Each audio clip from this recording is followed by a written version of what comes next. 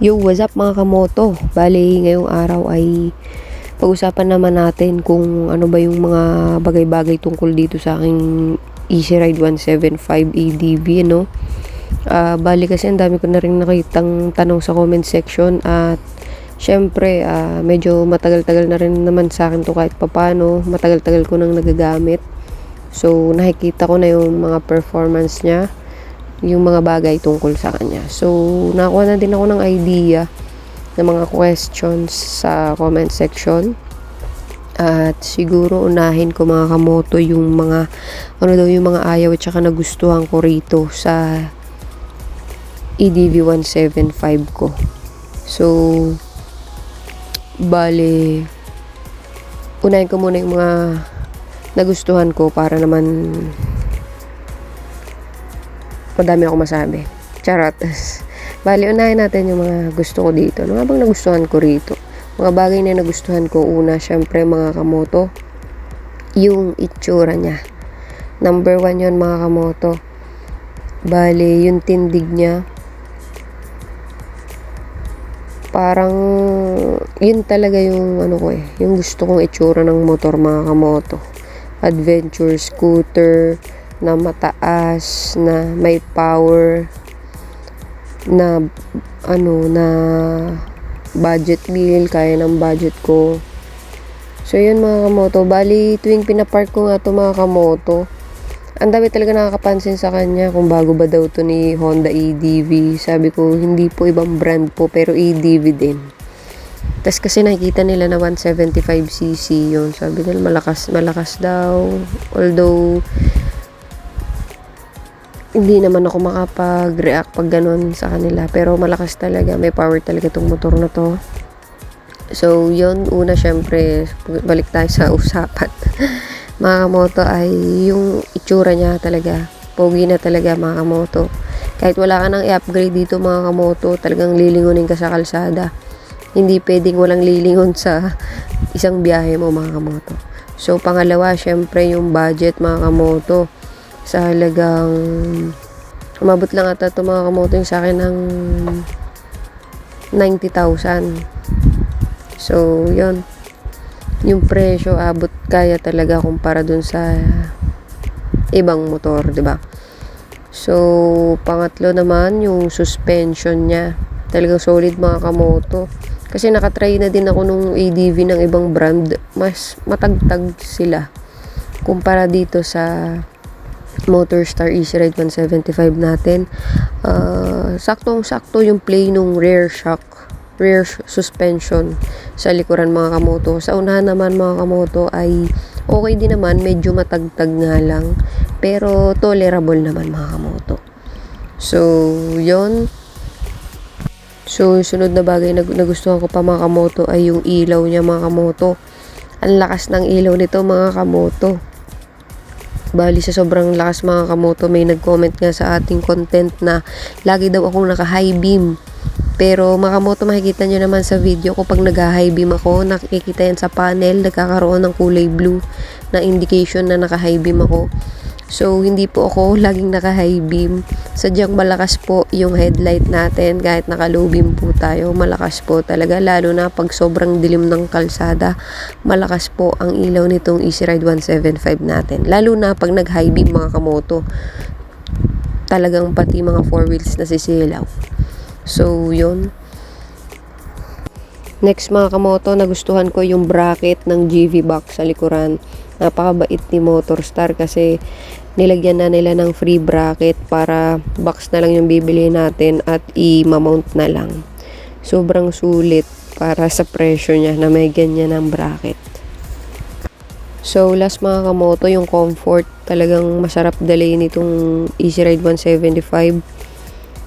Kapag nasa 60 na yung takbo mo, hindi mo paramdam kasi matining siya manakmo mga kamoto. Ang tahimik nga nung makina niya, para akong naka-e-bike dito sa totoo lang.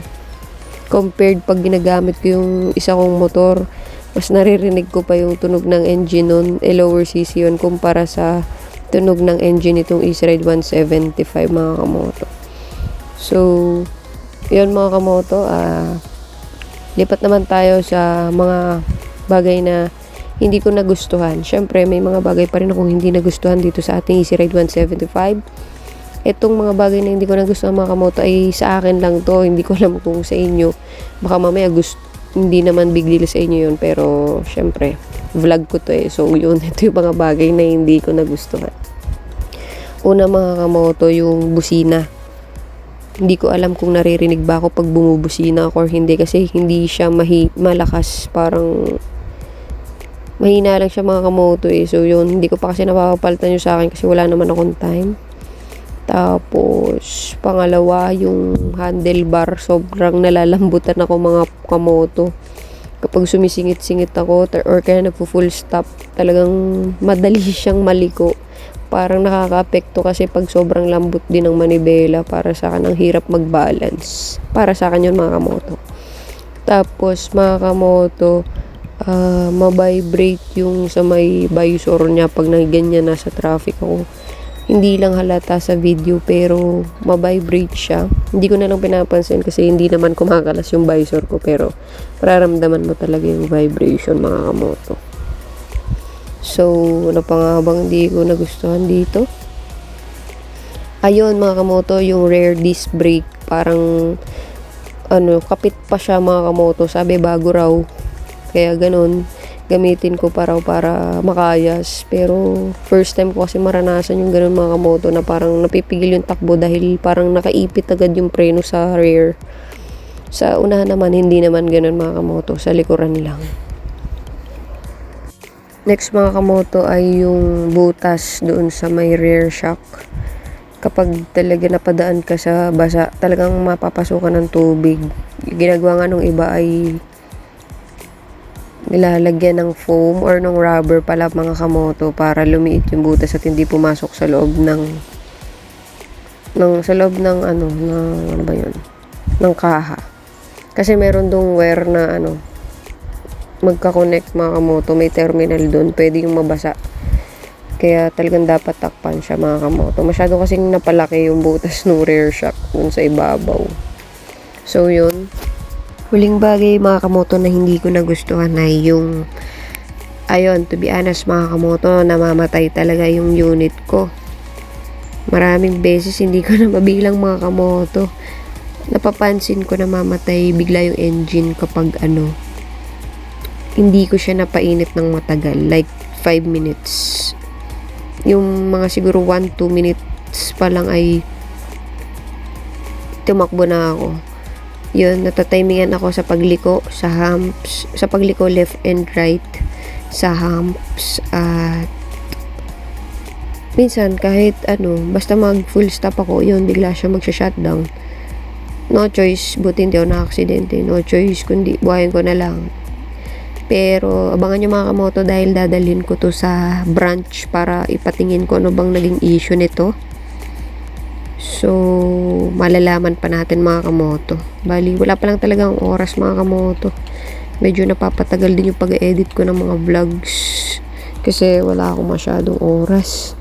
Pang free time ko lang kasi yung paggiganto, pag-vlog ko. Kasi nag-enjoy ako habang nag-travel ako, na nag-video ako mga kamoto. So, yan mga kamoto para sa mga ayaw at sa mga nagustuhan kong bagay dito sa aking Easy Ride 175. Tas yun mga kamoto, para sa nagtatanong kung ano pong height ko, 5'2" feet po ako. 5'2" po.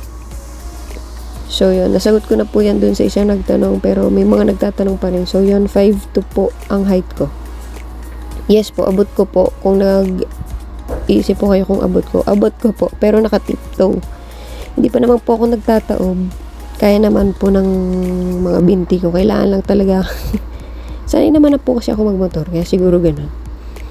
So, yun, may nag-comment din na use of fuel consumption natin. Yun, disappointed din ako.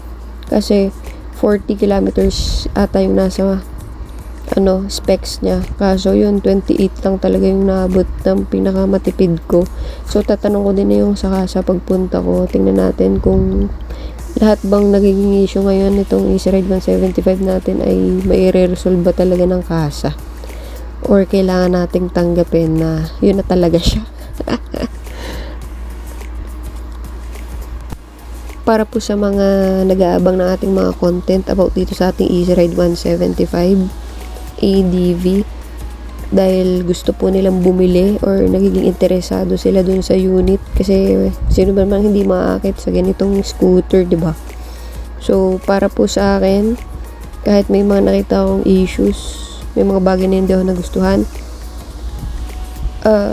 all in all, kung i-rate ko po itong over 10 po ha, i-rate ko po itong Easy Ride 175 ng 8.5 over 10.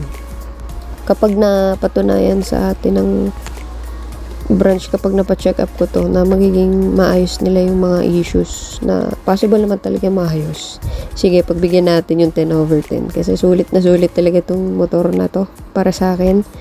Kahit ganun yung gas consumption niya, sige, pwede na rin kasi binibigay naman kasi niya yung power sa uphill, sa duluhan yan, mga kamoto. Pag talaga pinigyan mo yung silindador niya, talagang matulin siya, mga kamoto.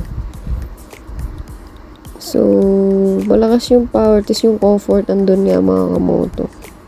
Satisfied naman ako as owner nitong Easy Ride 175, mga kamoto. Para sa mga gustong malaman kung kamusta yung mga merong ganitong unit, masaya naman ako, satisfied ako kahit anong makita ko sa unit na to. Masaya talaga ako, yun lang masasabi ko, at kontento naman ako sa performance niya, mga kamoto. At syempre, tingnan natin kung ano pa yung mga ma-improve talaga natin dito. Syempre sa looks, sa performance, baka ma-improve pa tayo, lalo na doon sa fuel consumption niya, at doon sa mga lalabas pa na bagay tungkol sa kanya sa future. So yun, mga moto, kung nagustuhan niyo po itong video ko, ay paki-like naman po. At yun, mga kamoto, huwag niyo kalimutan yung i-click yung subscribe button at yung notification bell para lagi kayong updated sa mga content ko. So yun, mga kamoto, salamat po sa mga lahat ng sumusuporta at nanonood ng vlogs ko. Ride safe po at keep safe po, mga kamoto.